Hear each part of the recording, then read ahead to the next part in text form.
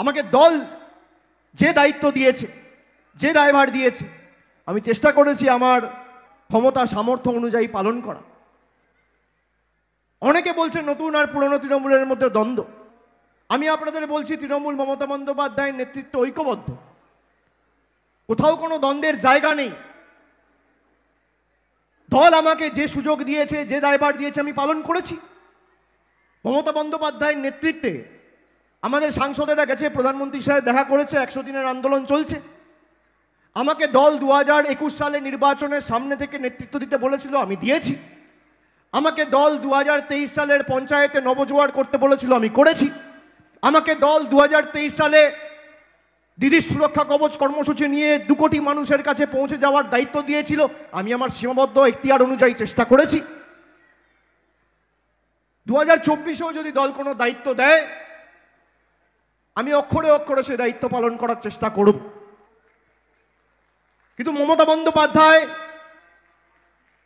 অত্যন্ত সুসংগঠিতভাবে দল চালাচ্ছেন। আমার যতটুকু সামর্থ্য রয়েছে, আমার যতটুকু এখতিয়ার রয়েছে, আমার যতটুকু ক্ষমতা রয়েছে, সাংগঠনিক শক্তি রয়েছে, আমি সব দিয়ে মমতা বন্দ্যোপাধ্যায়ের পাশে দাঁড়াবো। এতে দ্বিমত কোথায়? হ্যাঁ, আমি বলেছি যে বয়স হলে কর্মক্ষমতা কমে। আমি 2 মাস 2.5 মাস রাস্তায় ছিলাম, নবজোয়ার করেছি।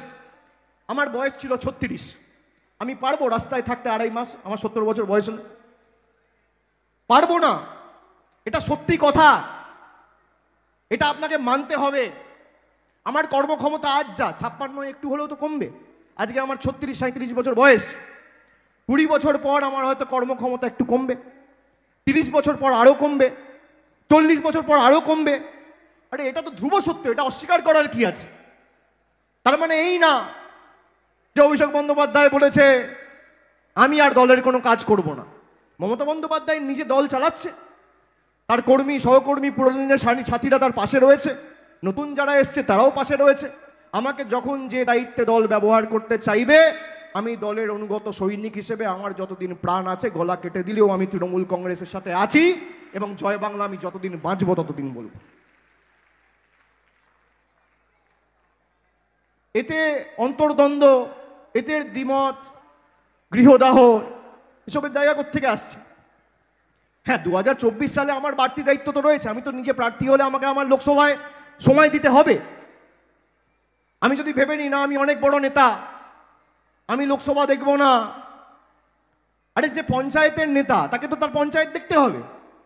তারপর তো আপনি ব্লকের নেতা, তা আপনার যখন ভোটের সময় আপনি মানুষের কাছে পৌঁছানো আপনার দায়িত্ব নয়? সারা বছর আমরা থাকি,